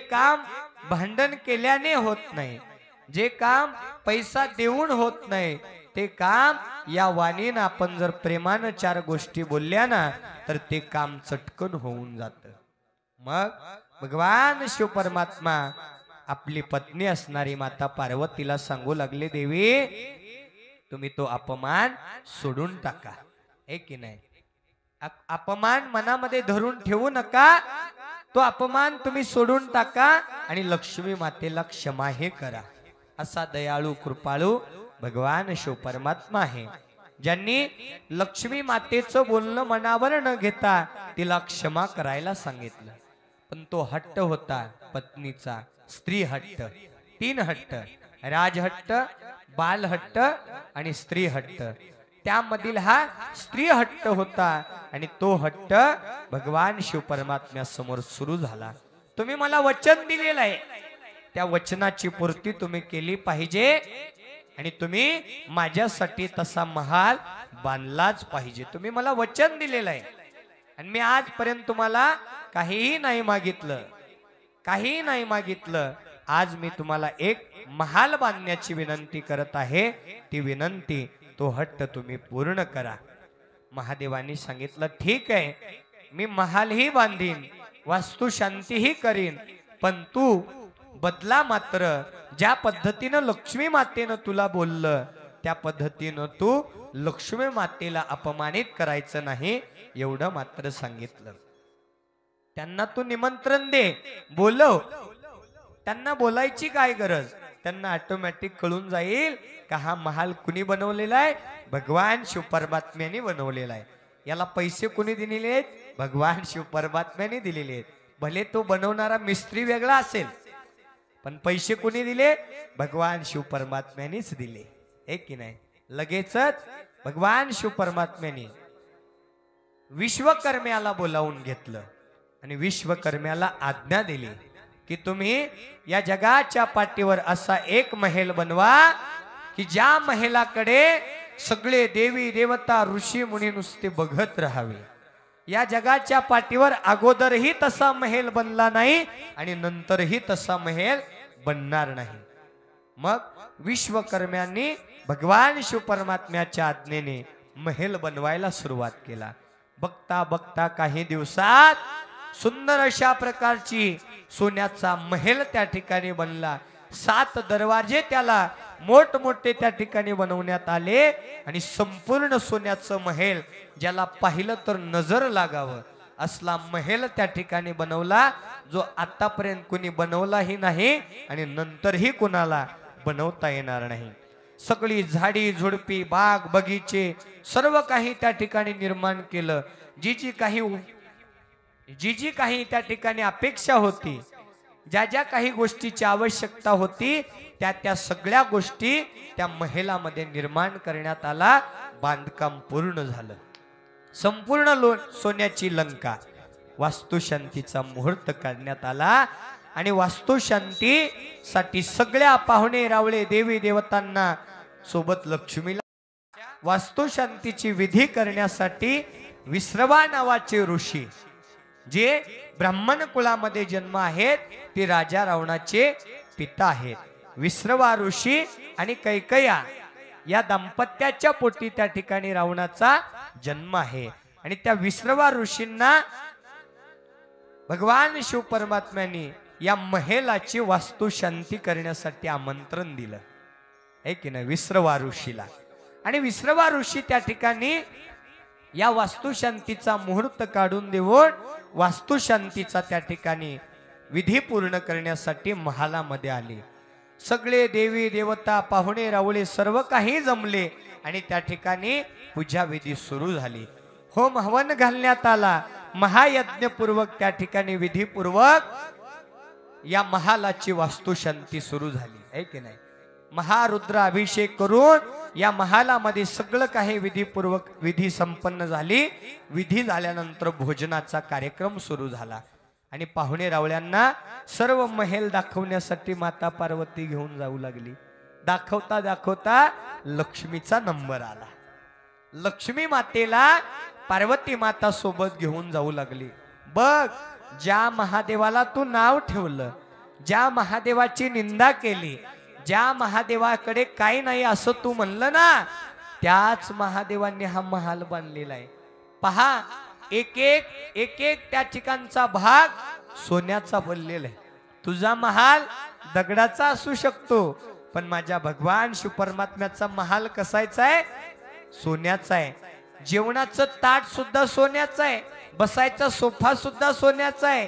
इथं जिकडे तुझी नजर जाईल ना, तिथपर्यंतचा सगळा महाल सोन्याचा आहे. त्यावेळेस लक्ष्मी मातेनं केलेला अपमान लक्ष्मी मातेला पश्चातापाच्या रूपामध्ये भोगावा लागला. ती मनात लाजली, मनात तिनं केलेल्या अपमानाचा बदला भेटला म्हणून ती मनामध्ये त्या ठिकाणी आपला पश्चाताप व्यक्त करू लागली. माझं हे चुकलंच म्हणा, की माता पार्वतीला मी विष्णू लोकामध्ये आल्यानंतर अपमानित केलं आणि त्याचा बदला म्हणून माता पार्वतीनं भगवान शिव परमात्म्याकडून असा सुंदर महल बांधण्यात आला. त्यांनी या ठिकाणी या महलाची निर्मिती केली. त्याबद्दल लक्ष्मी माता मनात नाराज झाली, पण पार्वतीला त्या दिवशी आनंद झाला. कारण कसं आहे, जीवनामध्ये एखाद्या वेळेस आपण एखाद्या माणसाचा अपमान करतो, एखाद्या माणसाचा अवमान करतो, तर तेवढ्या वेळापुरतं तुम्हाला आनंद मिळेलच, पण काही दिवसानंतर का होईना, काही वर्षानंतर का होईना, व्याजासकट तो माणूस ज्याचा तुम्ही अपमान केलेला आहे तो माणूस व्याजासकट तुमच्या अपमानाचा योग्य वेळी उत्तर देऊन बदला घेईल हे माणसाने लक्षात ठेवलं पाहिजे. म्हणून अपमान करण्या अगोदर अवमान करण्या अगोदर 1,00,000 वेळा आपण विचार करून समोरच्यांना दुःख द्या. माता पार्वतीनंही तो हट्ट मनामध्ये धरला, जिद्द मनामध्ये धरली आणि ती सोन्याची लंका सोन्याचा महाल त्या ठिकाणी बनवला आणि त्याच्या वास्तुशांतीला लक्ष्मीला बोलावून लक्ष्मीची योग्यता दाखवून दिली. त्या दिवशी लक्ष्मीनं मान खाली घातली आणि शेवटी सगळं विधीपूर्वक विधी झाल्यावर पार्वतीला मात्र आनंद झाला. सगळ्यांना त्या ठिकाणी सगळ्या ऋषी मुनींना दक्षिणा देण्यात आलं. सगळं काही त्या ठिकाणी विधीपूर्वक संपन्न झालं आणि शेवटी ज्या ऋषींनी ही विधी केली विश्रवा ऋषी त्या ऋषींना दक्षिणा द्यायची वेळ आली. त्यावेळेस भगवान शिव परमात्म्यांनी विश्रवा ऋषींची त्या ठिकाणी स्तुती केली की तुम्ही माझ्या पत्नीसाठी जी काही विधी केलात त्यामध्ये माता पार्वतीला अगदी आनंद झालेला आहे आणि म्हणून त्या आनंदापोटी आता तुम्हाला दक्षिणा म्हणून नेमकं काय हवं आहे, किती दक्षिणा हवी आहे, काय हवं आहे तुम्ही मागून घ्या. यावर विश्रवा ऋषींच्या डोळ्यामध्ये तो सोन्याचा महल बसलेला होता आहे की नाही. तोच सोन्याचा महल आपलासा करावा हा विचार विश्रवा ऋषींच्या मनामध्ये आला आणि विश्रवा ऋषींनी महादेवाला सांगितलं, महादेवा मी जे मागेल ते तुम्ही देणार? हो, एक शब्द टाकून बघ, मी द्यायला तयार आहे. विश्रवा ऋषींनी महादेवाला हात जोडून विनंती केली, तुम्ही जर माझ्या केलेल्या विधीवर प्रसन्न असाल तर मला दक्षिणा म्हणून हा सोन्याचा महलच हवा आहे, द्या. महादेवाने तथास्तु म्हणले, देऊन टाकला. पार्वतीनं ऐकल्याबरोबर पार्वती रागाने लाल बुंद झाली, महादेवावरही रागावली आणि विश्रवा ऋषीवरही रागावली. विश्रवा ऋषींना बोलू लागली, तुम्हाला माझा आनंद बघवला नाही, काही क्षणातच तुम्ही माझा अपमान केलात, काही क्षणातच तुम्ही मला दुःख दिलात, त्यामुळे मी तुम्हाला श्राप देते आहे. जो महल तुम्ही माझ्याकडून हिसकावून घेतलात ना तो महल एक ना एक दिवस ती सोन्याचे जी काही महल आहे त्याची राख रांगोळी होऊन जाईल आणि त्या सोन्याच्या महलाबरोबर तुमचा सगळा वंश सुद्धा विध्वंस होऊन जाईल, राख रांगोळी होईल असा श्राप पार्वतीनं दिला. आणि तिथून भगवान शिव परमात्म्यासह माता पार्वती कैलासात आल्या. आनंदाने विश्रवा ऋषी, राजा रावण, कुबेर त्या ठिकाणी वास्तव्य करू लागले आहे की नाही, वास्तव्य करू लागले. पण झालं काय, माता पार्वतीनं दिलेल्या श्रापामुळे मिळालेली सोन्याची लंका सुद्धा आपलीशी करता आली नाही. काही काळानंतर, काही युगानंतर प्रभू रामचंद्राचा अवतार झाला आणि पुन्हा सीते मातेचं अपहरण करून राजा रावणानं सीतेला लंकेला घेऊन आले आणि प्रभू रामचंद्राने या कन्याकुमारीच्या तटावर समुद्र किनाऱ्यावर एक शिनाच्या वाळूचं शिवलिंग तयार केलं आणि भगवान शिव परमात्म्याची आराधना केली. भगवान शिव परमात्म्याची भेट झाली. भगवान शिव परमात्म्याने राजा रावणावर विजय प्राप्तीचा आशीर्वाद दिला. तेच समुद्र किनाऱ्यावर स्थापित केलेलं शिवलिंग म्हणजेच रामेश्वर ज्योतिर्लिंग आपल्यासाठी ज्योतिर्लिंगाच्या रूपामध्ये स्थापित झालं. भगवान शिव परमात्म्याने दिलेल्या आशीर्वादामुळेच प्रभू रामचंद्राने रावणासोबत युद्ध केलं आणि आपल्या धनुष्याने रावणावरती विजय मिळवला आणि हनुमंतरायाने काही क्षणात आपल्या शेपटीने सगळी लंका जाळून खाक केली. पार्वतीची श्रापवाणीही त्या ठिकाणी पूर्ण झाली आणि भगवान शिव परमात्म्याच्या आशीर्वादाने रावणाचा वधही झाला. अशा प्रकारे लंका कोणी दिली? महादेवाने दिली. आणि अवमान केल्यामुळं रावणाचा वधही झाला. देणाराही तोच आहे आणि घेणाराही तोच आहे. फक्त दिल्यानंतर त्याचा योग्य वापर केला पाहिजे. रावणाला लंका मिळाली पण त्याचा वापर योग्य केला का? एक चूक, सीतेचं अपहरण केल्याची एक चूक रावणाची लंका नष्ट करून टाकली. रावणाचं सर्व वंशज, रावणाचं सगळं जे काही कुळ गोत्र आहे एका क्षणात विध्वंस झालं. कशाच्या बळावर? एक चूक जीवनामध्ये माणसाचं अस्तित्व संपवून टाकते. म्हणून जीवनामध्ये आपल्याला जे देव देत आहे त्याच्यामध्ये समाधानी राहा. फक्त आपल्या पदाचा दुरुपयोग करू नका. आपली चांगली चाललेली बुद्धी विनाशकाले विपरीत बुद्धी. राजा रावणाचंही सगळं चांगलं होतं, पण विपरीत बुद्धी सुचली आणि सीतेला अपहरण केल्यामुळं वध झाला. सोन्याची लंका जळून खाक झाली. म्हणून या शिवकथेच्या माध्यमातून आपल्याला एकच संदेश घ्यायचा आहे की रावणाला दिलेली लंका भगवान शिव परमात्म्याने आपल्या पत्नीसाठी बांधलेली लंका सोन्याचा महाल देऊन टाकणारा भोळा महादेव आहे. पण त्या पदाचा जर दुरुपयोग झाला तर त्याचा संहार करणारा सुद्धा भगवान शिव परमात्मा आहे. म्हणून आपल्याला सुद्धा त्या भगवान शिव परमात्म्याच्या कृपा आशीर्वादाने फूल नाही फुलाची पाकळी देवाने आपल्याला दिलेला आहे. फक्त त्याचा दुरुपयोग न करता जेवढं आहे तेवढं भंजून खावं. श्रीमंतीमध्ये माजू नये, गरिबीमध्ये लाजू नये. असं जर आपण जीवनामध्ये कार्य केलं तर जीवनामध्ये आपल्याला कधीच दुःख होणार नाही. अशा प्रकारे भगवान शिव परमात्म्याच्या या शिव महापुराण कथेच्या माध्यमातून आपण अहंकार ज्या रावणाला झाला, ज्या रावणाच्या मनामध्ये दुराचार सुचला, त्या रावणाचा दुराचार अहंकार एका क्षणात नष्ट झाला. मिळालेली जी लंका आहे त्याला त्याचा योग्य वापर करता नाही आला. म्हणून आपण आपल्या जीवनामध्ये जे काही आपल्याला मिळालेलं आहे त्याचा योग्य वापर करावा. एवढंच या शिवकथेच्या माध्यमातून संदेश देऊन आजच्या दुसऱ्या दिवसीय शिव महापुराण कथेला याच ठिकाणी विराम करत असताना झालेली शिवकथा ब्रह्मांड नायक भगवान शिव परमात्मा, गुरु माऊली, जन्मदाते आईवडील, तुम्हा सर्व साधू संतांच्या हृदय मंदिरामध्ये विराजमान असणाऱ्या परमात्म रूपी भगवंताच्या दिव्य चरणी समर्पित करून आजच्या दुसऱ्या दिवसीय शिव महापुराण कथेला याच ठिकाणी विराम करीत आहोत. ओम शांती शांती शांती. नमः पार्वती पतये शिव हर हर. शिव महापुराण भगवान की, कैलाशपति भगवान की, रेणुका देवी माता की, बजरंग बली हनुमान की, सद्गुरु बुद्धिवंत महाराज की, सब संतन की. नमः पार्वती पतये शिव हर हर. देवा देवाधि देव महादेवा, आरती करू शंभु देवा देवाधि देव महादेवा. आरती करो शंभु देवा देवाधि देव महादेवा. आरती करो शंभु देवा देवाधि देव महादेवा.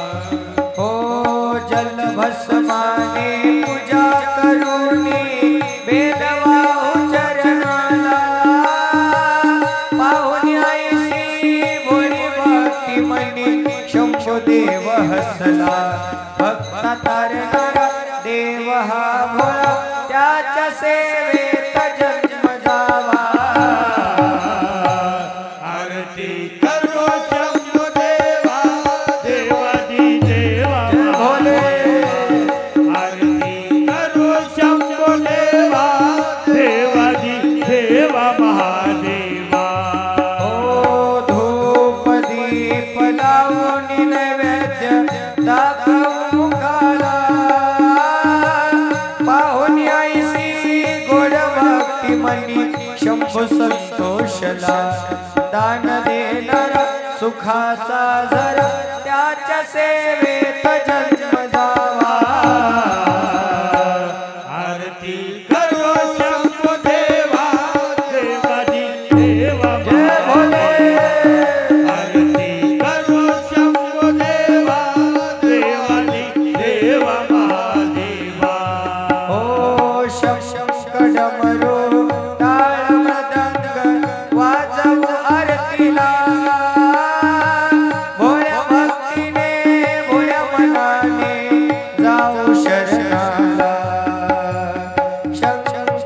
डमरू टाळ मृदंग वाजवू आरतीला भोळ्या भक्तीने भोळ्या मनाने जाऊ शरणाला कुमार गाई हाक देवा मारी कुमार गाई हाक देवा मारी त्याच्या सेवेत जन्म जावा आरती करो शंभो देवा देवानी देवा आरती करो शंभो देवा देवानी देवा महादेवा ओ कर्पूर गौरम करुणावतारम संसार सारम भुजगेन्द्रहारम सदा वसन्तं हृदयारविन्दे भवं भवामि सहितं नमामि गुणातीत कन्तं परब्रह्म शान्तं सुविद्यादिदेवं भवारण्यदाहम् उमानाथमीशं जराजन्मनाशं स्वयं ज्योतिर्लिङ्गं नमामीष्टलिङ्गं महादेवदेवं महापापनाशं चिताभस्मलिङ्गं नमामीष्टलिङ्गं कर्पूरगौरं करुणावतारं संसारसारं भुजगेन्द्रहारं हर हर ॐ यत्नेन यज्ञमय जत्तदेवाः स्थानि धर्माणि प्रथमानस्य न तेहनाकं महिमान् सचन्त यत्र पूर्वे साध्या सन्ति देवः ॐ गुरुदेव महादेव गुरुदेव सदाशिव गुरुदेवात् परं नास्ति तस्मै श्री गुरवे नमः इति मंत्रपुष्पांजलि समर्पयामि जय मंगल।